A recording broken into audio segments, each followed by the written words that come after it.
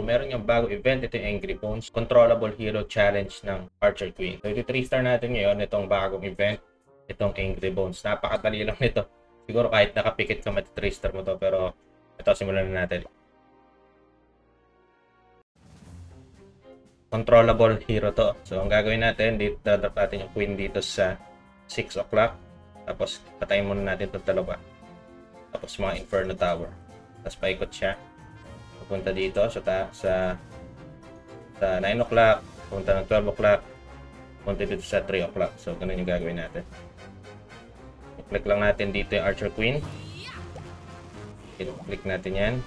Sa dalawa. Tapos, itong mga multi-target Inferno. Ulit. So, yung ability ng Queen gagamitin natin dito sa mga single Inferno.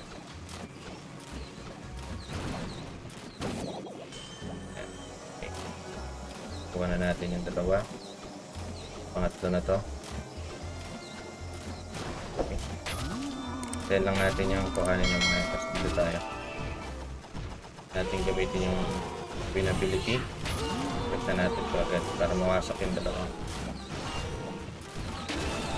Okay.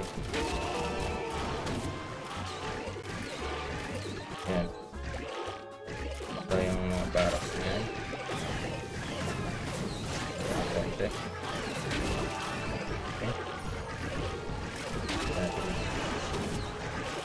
Kita mo, hindi mo kailangang palahin yung sarili mo sa iba. Dahil kusa naman yan eh. Saan nila kukuhanin. Okay. 12 o'clock. Ayan. Nakikita mo yung ano na, yung mga skeleton na yung naging bahala dun sa base. 98. Ito pang Candy Cane. And ayan. 3-star na siya. Ganun lang siya kasimple. Gagawin mo lang, simulan mo lang siya dito sa 6 o'clock.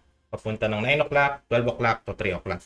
Tapos yung Queen ability, gagamitin lang natin siya dun sa magkatabi na single Inferno Tower.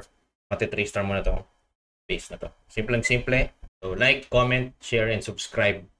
Maraming salamat po.